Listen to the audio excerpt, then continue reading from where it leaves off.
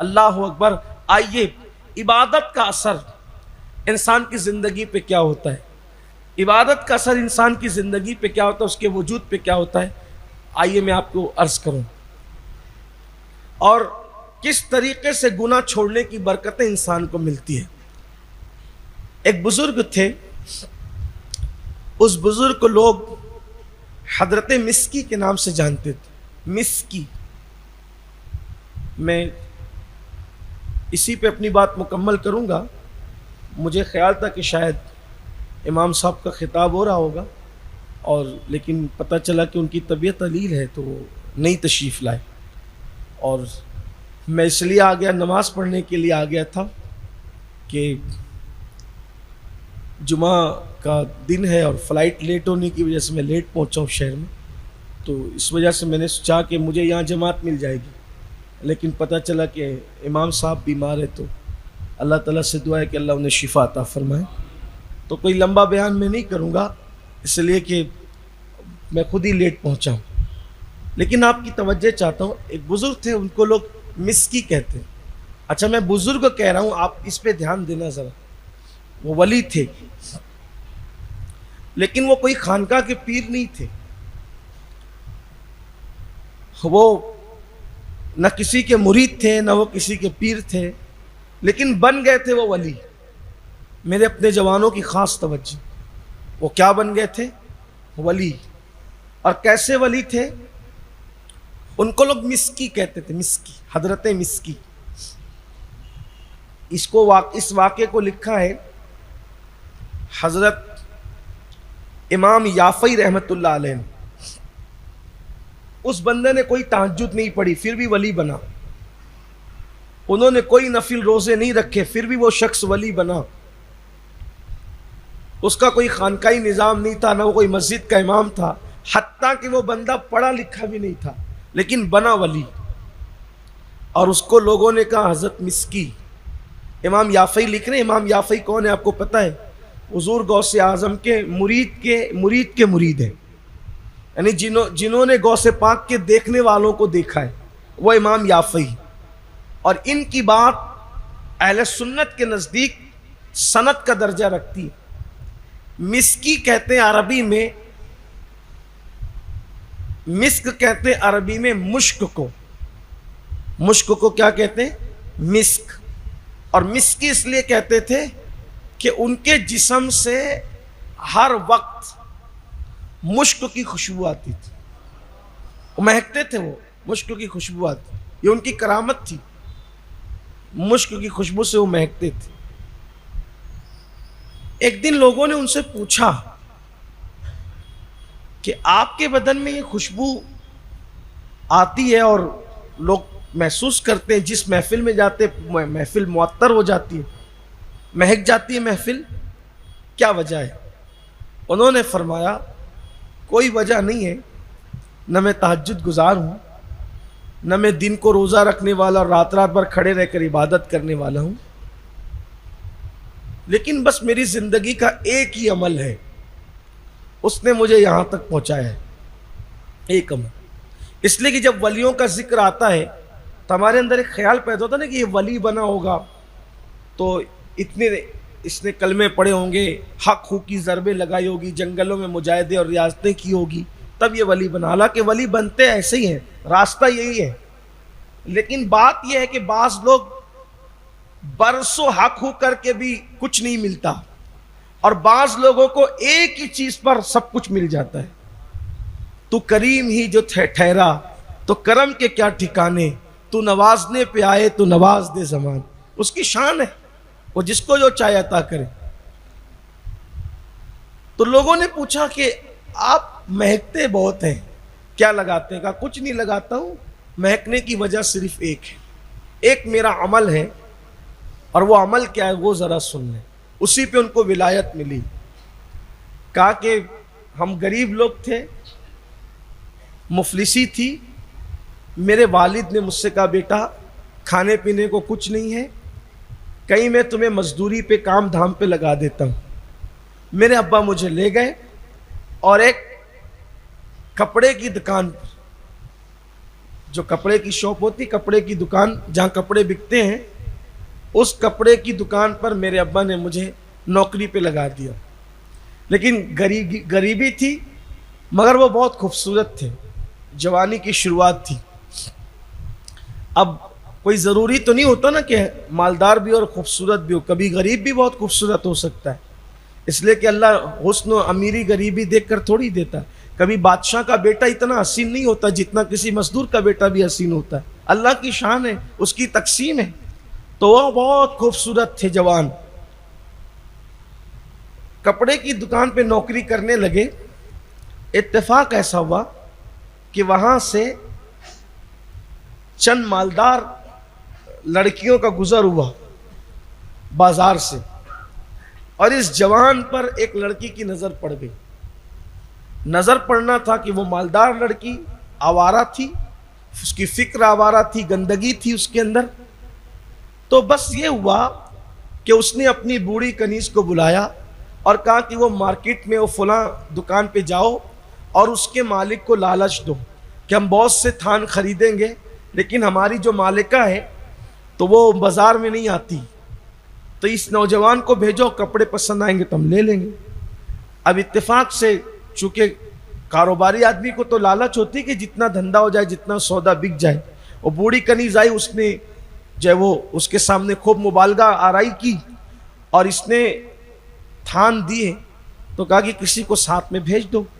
تو کوئی تو اور تھا نہیں، وہ تو جا نہیں سکتا تھا، تو اس نوجوان کو ہی بھیجا، بیٹے تم ہی چلے جاؤ. یہ گئے. وہاں جانے کے بعد جب گئے تو دیکھا کہ ایک کمرے میں لے گئے، پھر دوسرے میں، پھر تیسرے میں، پھر چوتھے میں، اندر لے جا رہے. اور جب اندر کمرے میں گئے تو دیکھا کہ بہت سب ماحول معطر ہے، سجاوٹ ہے، قالینیں ہیں. اس دور کے حساب سے جو بھی عیش و عشرت کے سامان ہو سکتے تھے وہ سب تھا.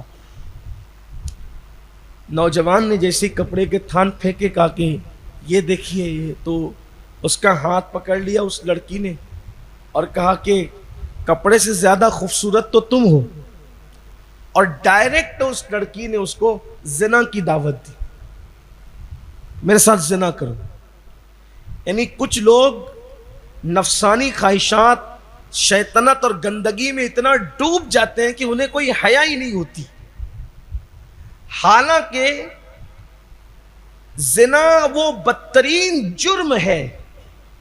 اللہ کرے زنا کرنے والوں تک یا زنا کا سوچنے والوں تک یہ بات، یہ آواز، اللہ میری آواز پہنچائے کہ اگر آپ زندگی بھر کوئی عبادت نہ کریں تو اس کی سزا اگر ملے گی تو صرف آپ کو ملے گی.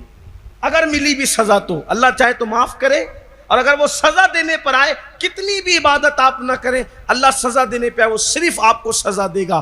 لیکن زنا وہ بدترین جرم ہے کہ جو زندگی میں ایک بار زنا کر لے، اللہ اس کی سزا اس کی نسلوں کو عطا کرتا ہے.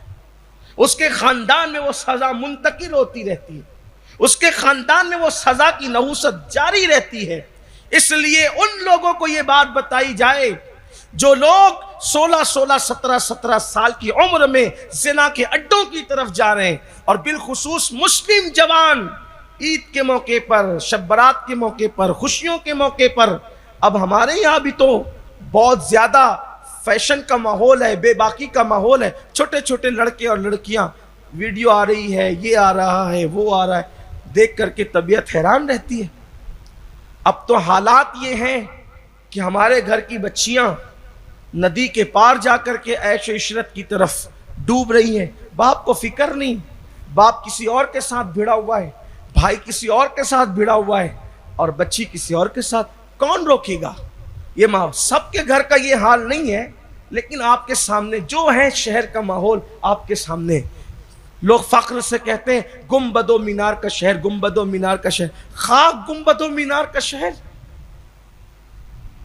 گنبد و مینار سے کسی شہر کو عزت نہیں ملتی. اگر کسی شہر کو عزت ملتی ہے تو شہر والوں کے کردار اور کیریکٹر سے ملتی ہے. کردار یہ ہو جائے تو گنبد و مینار نے کون سی نجات دلانا ہے؟ گنبد و مینار کسی کو نجات اس وقت تک نہیں دلا سکتے جب تک کہ انسان کا خود کا کیریکٹر اچھا نہ ہو جائے. ورنہ گنبد و مینار کیا ہے؟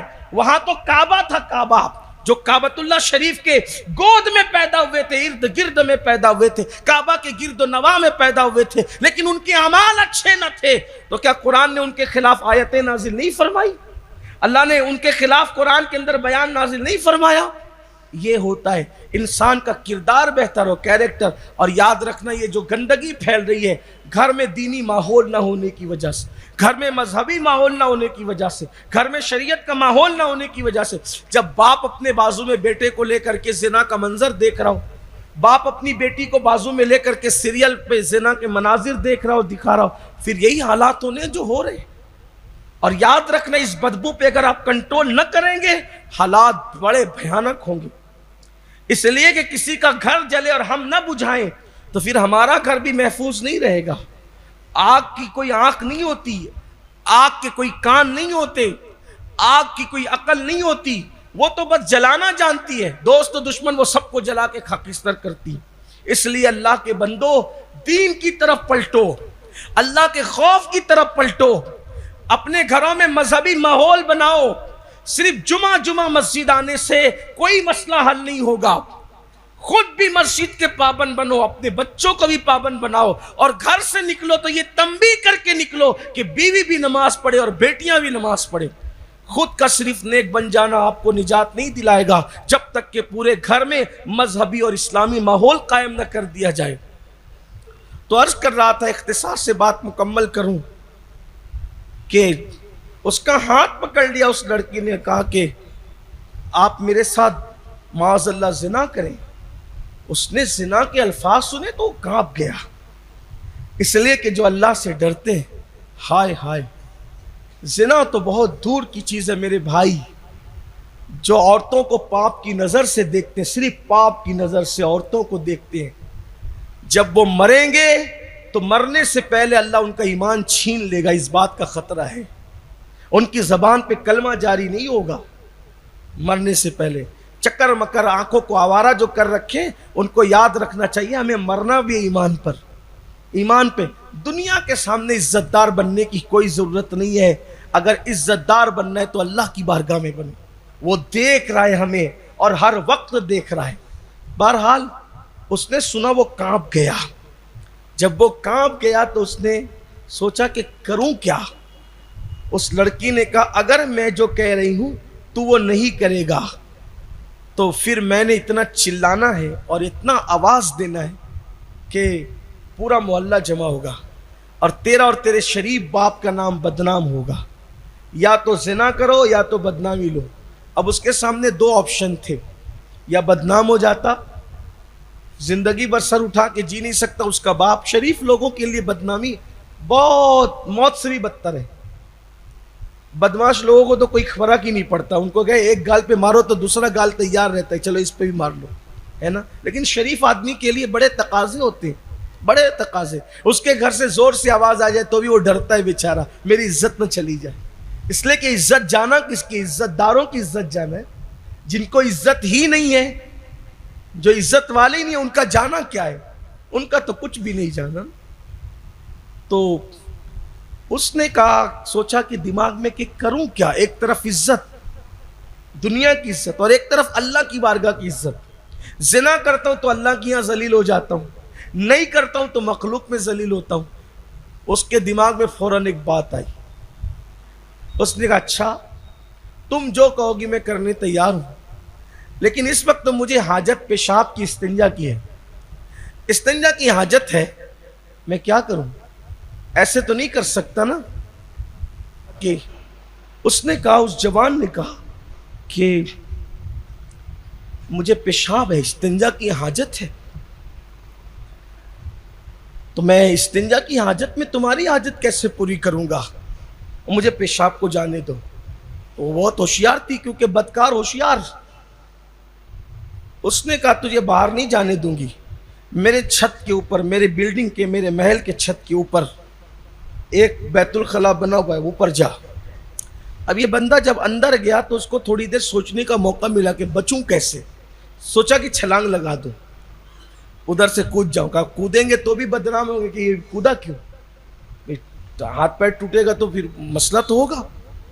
اس نے کہا ایک کام کرتے ہیں، اللہ دیکھ رہا ہے اور اس کی نافرمانی نہیں کرنا، اس کو ناراض نہیں کرنا، اللہ دیکھ رہا ہے۔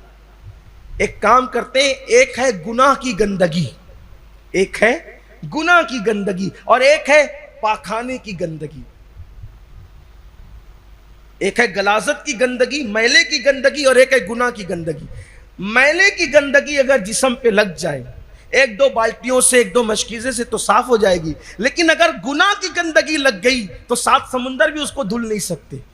تو جو دھلا نہیں جا سکتا اس کا خطرہ نہیں مول لینا، جو دھلا جا سکتا ہے اس کا خطرہ مول لینا۔ اس نے اندر سے گندگی نکالی، میلہ نکالا، پاخانہ نکالا اور اپنے پورے بدن پہ مل لیا، اور بدن پہ مل کے جیسی باہر آیا، وہ لڑکی کھڑی تھی، اس نے چلا شیا، او پاگل پاگل پاگل۔ اور اب بدبو جو اس کے بدن سے آ رہی تھی تو اس نے کب قریب جانا تھا، اس نے اپنی کنیزوں کا جلدی سے دروازہ کھول کے اس کو بھگاؤ بھگاؤ اس کو۔ انہوں نے پھٹافٹ دروازے کھولے، یہ بھاگ کے چلے، یہ گھر آئے، سیدھے بدن کو دھویا، نہایا، آنکھ سے ٹپ ٹپ آنسو گرنے لگے۔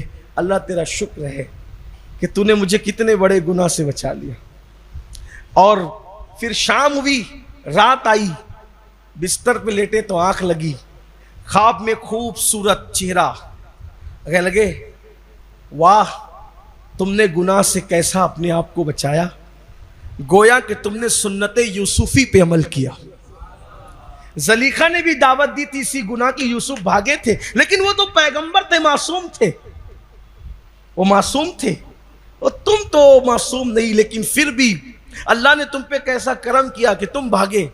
اللہ کو تمہاری ادا بڑی پسند آئی ہے، اور تم نے بدبو ملی نا اللہ کے لیے، گندگی بدبو ملی اللہ کے لیے کہ اللہ ناراض نہ ہو جائے، وہ گندگی پاخانے کی ملی، اللہ کو ادا بڑی پسند آئی۔ اللہ نے مجھے بھیجا کہ اب میں خوشبو ملوں، میں خوشبو ملنے آیا ہوں، میرے قریب آ۔ اور جیسی ہاتھ پھیرا اس آنے والے خوبصورت نے تو پورا مشک سے اس کا بدن مہکنے لگ گیا۔ اس جوان نے کہا اے بزرگ آپ کون ہیں، ذرا یہ تو بتائیں جو مجھے معطر کرنے آئے۔ کہا میں انسان نہیں ہوں، میں نبیوں کے پاس آنے والا فرشتہ ہوں، مجھے جبریل امین کہتے ہیں، اور اللہ نے بھیجا ہے مجھے۔ اللہ اکبر۔ اور جیسی آنکھ کھلی پورا بدن مہک رہا تھا۔ ایک گناہ سے بچا وہ جوان، صرف ایک گناہ، کوئی تہجد نہیں پڑھی، کوئی مدرسے کا منہ نہیں دیکھا، کسی خانقاہ میں نہیں گیا، کسی پیر سے مرید نہیں ہوا، بس کیا کتنا، ایک گناہ سے بچا یہ سوچ کر کہ اللہ دیکھ رہا ہے۔ اسی ایک گناہ سے بچنے کے صدقے میں اللہ نے ایک رات کے اندر اس کو ولی بنا دیا، اور اس کا بدن پوری زندگی مہکتا رہا، حتیٰ کہ جب اس بندے کا انتقال ہوا تو بھی اس کا کفن مہکا۔ امام یافعی اپنے دور میں لکھتے ہیں، فرماتے ہیں کہ آج بھی اس کی قبر سے وہی خوشبو آتی ہے، آج بھی اس کی قبر سے وہی خوشبو آتی ہے جو اس کے جسم سے آیا کرتی تھی، قبر بھی مہک رہی ہے۔ یہ ہے گناہ سے بچنے کا، ایک گناہ سے بچا، ایک گناہ سے بچنے نے ولی بنا دیا۔ میرے جوانوں آؤ ہم بھی عہد کریں کہ جب بھی گناہ اپنی طرف دعوت دیں، ہم یہ سوچ کر کہ اللہ دیکھ رہا ہے، گناہ کو چھوڑ دیں۔ اللہ ہم سب کو توفیق بخشے۔